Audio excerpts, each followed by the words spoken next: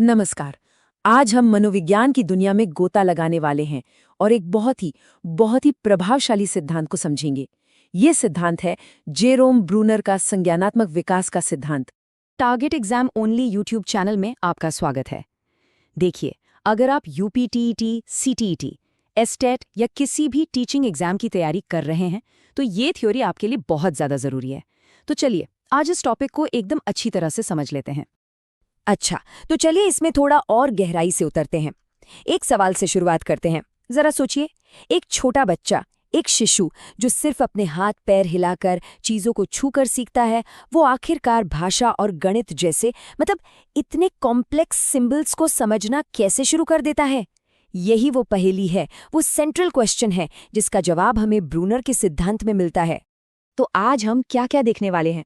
सबसे पहले ब्रूनर का एक छोटा सा परिचय लेंगे, फिर सीखने की उन 3 अवस्थाओं की बात करेंगे। उसके बाद हम समझेंगे कि ये लर्निंग थ्रू डिस्कवरी क्या है, स्पाइरल करिकुलम कैसे काम करता है और आखिर में स्कैफोल्डिंग का क्या रोल है सीखने में। तो सबसे पहले ये जेरोम ब्रूनर थे कौन? देखिए, वो एक बहुत ही प्रभावशाली अमेरिकी मनोवैज्ञानिक थे और उनका जो मूल आइडिया था ना, वो एकदम सिंपल लेकिन बहुत गहरा था। उनका मानना था कि हम लोग खाली बैठे बैठे जानकारी को सुनते या पढ़ते नहीं, बल्कि हम अपने ज्ञान को, अपनी समझ को खुद बनाते हैं, एकदम एक्टिव होकर। ब्रूनर के कुछ ऐसे असासी विचार थे जो उनके पूरे काम की नींव हैं।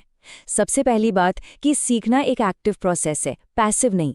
दूसरी बात कि लर्नर्स जो हैं वो अपने पुराने ज्ञान के ऊपर ही नए आइडियाज बनाते हैं, मतलब कुछ भी हवा में नहीं बनता। और तीसरी कि भाई, शिक्षा का असली मकसद रट्टा मारवाना नहीं है, बल्कि सोचने और प्रॉब्लम सॉल्विंग की क्षमता को बढ़ाना है। और इसमें टीचर का रोल, वो एक बॉस नहीं बल्कि एक गाइड, एक फैसिलिटेटर का होता है। और इन सब के पीछे जो सबसे बड़ी ताकत है वो है हमारी जिज्ञासा, हमारी क्यूरियोसिटी। चलिए अब सीधा ब्रूनर के सिद्धांत के दिल में चलते हैं। बात करते हैं सीखने की उन 3 अवस्थाओं की जो हमें ये बताती हैं कि एक इंसान एक्शन से लेकर एब्स्ट्रैक्ट सोच तक का सफर कैसे तय करता है। तो ब्रूनर कहते हैं कि हम अपनी जानकारी को या अपने ज्ञान को 3 तरीकों से दिखाते हैं या रिप्रेजेंट करते हैं। पहला है इनएक्टिव स्टेज यानी क्रियात्मक अवस्था, दूसरा है आइकॉनिक स्टेज यानी दृश्य प्रतिमा अवस्था, और तीसरा है सिंबॉलिक स्टेज यानी सांकेतिक अवस्था। और ये एक के बाद एक आने वाली नेचुरल स्टेजेस हैं। हम एक्शन से शुरू करते हैं, फिर दिमाग में तस्वीरें बनाते हैं और आखिर में जाकर सिंबल्स का इस्तेमाल करना सीखते हैं। तो सबसे पहली स्टेज है क्रियात्मक अवस्था या इनएक्टिव स्टेज। ये जन्म से लेकर करीब 18 महीने तक चलती है। इस स्टेज में सीखना पूरी तरह से फिजिकल होता है, मतलब एक्शन पर आधारित।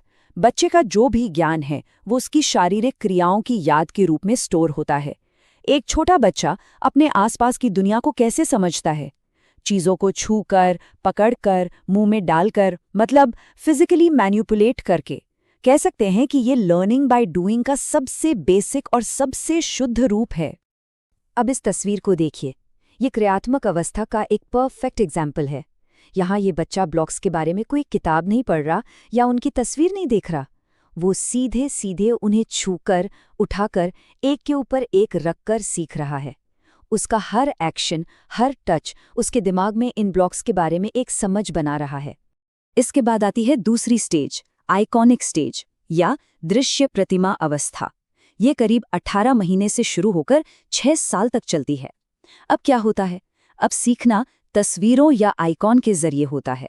जानकारी अब फिजिकल एक्शन के बजाय दिमाग में बनी तस्वीरों यानी मेंटल पिक्चर्स के रूप में स्टोर होती है। अब बच्चे को किसी चीज को पहचानने के लिए उसे छूने की जरूरत नहीं है, वो अपने दिमाग में उसकी एक तस्वीर बना सकता है। और फिर आती है आखिरी और सबसे एडवांस्ड स्टेज, सांकेतिक अवस्था या सिंबॉलिक स्टेज। ये 7 साल की उम्र के बाद शुरू होती है। अब सीखना होता है एब्स्ट्रैक्ट सिंबल्स के जरिए। भाषा, मैथ्स के साइन, दूसरे सिंबल्स, ये सब सोचने और बात करने के मेन टूल बन जाते हैं। अब बच्चा उन चीज़ों के बारे में भी सोच और बात कर सकता है जो फिजिकली उसके सामने है ही नहीं। यही तो है एब्स्ट्रैक्ट थिंकिंग की शुरुआत। अच्छा, तो इन तीनों स्टेजेस को आधार बनाकर ब्रूनर ने एजुकेशन के लिए एक बहुत ही जबरदस्त आइडिया दिया। इसे कहते हैं खोज अधिगम या डिस्कवरी लर्निंग। इसमें जैसा कि नाम से ही पता चल रहा है, एक स्टूडेंट पैसिव लर्नर नहीं बल्कि एक एक्सप्लोरर, एक खोजकर्ता होता है।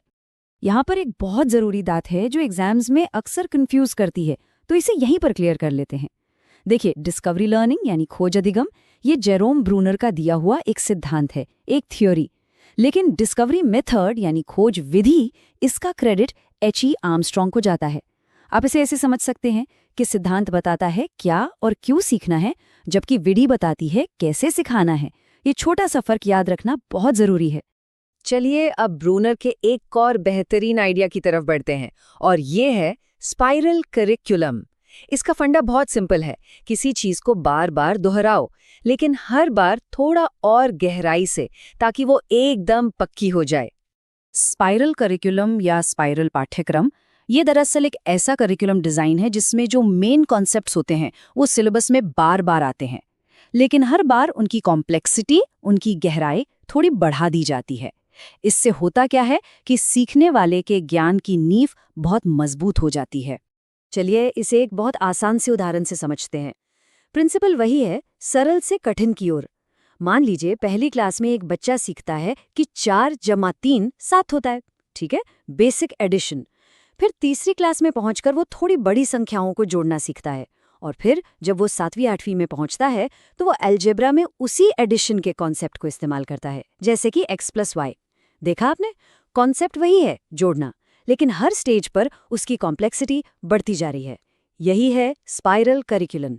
चलिए अब बात करते हैं ब्रूनर के एक और बहुत ही पावरफुल कॉन्सेप्ट की, और वो है स्कैफोल्डिंग।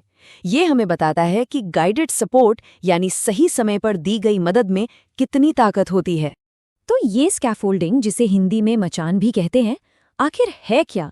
देखिए, ये एक प्रोसेस है जिसमें कोई ज्यादा जानने वाला इंसान, जैसे कोई टीचर हो या कोई दोस्त, सीखने वाले को एक टेम्परेरी सहारा देता है। ये सपोर्ट उसे उस लेवल तक पहुंचने में मदद करता है जहां वो अकेला शायद नहीं पहुंच पाता। और सबसे मजेदार बात यह है कि ये जो शब्द है ना, स्कैफोल्डिंग, इसे सबसे पहले ब्रूनर ने ही इस्तेमाल किया था। हाँ, ये बात और है कि इसे फेमस वाइगॉत्स्की ने किया। और इस रिश्ते को याद रखने के लिए एक बहुत ही बढ़िया कहावत है कि जन्म देने वाले से बड़ा पालने वाला होता है।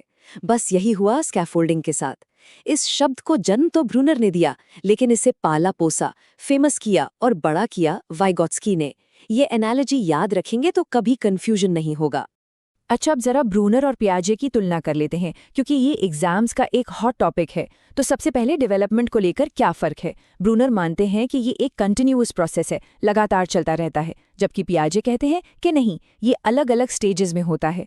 सीखने की स्पीड के बारे में ब्रूनर का मानना है कि सपोर्ट देकर इसे तेज़ किया जा सकता है, लेकिन पियाजे कहते हैं कि ये तो मैच्योरिटी और रेडीनेस पर डिपेंड करता है। और भाषा का रोल, ब्रूनर के लिए भाषा कॉग्निटिव डेवलपमेंट का एक कारण है, जबकि पियाजे के लिए ये डेवलपमेंट का एक नतीजा है। ये फर्क बहुत अहम है। और अब आखिर में एक सवाल जिसके बारे में सोचना जरूरी है।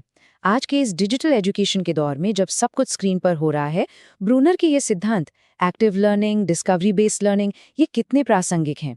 क्या हम सच में स्क्रीन के जरिए करके सीख सकते हैं? इस पर जरूर सोचिएगा। तो आज के लिए बस इतना ही। धन्यवाद।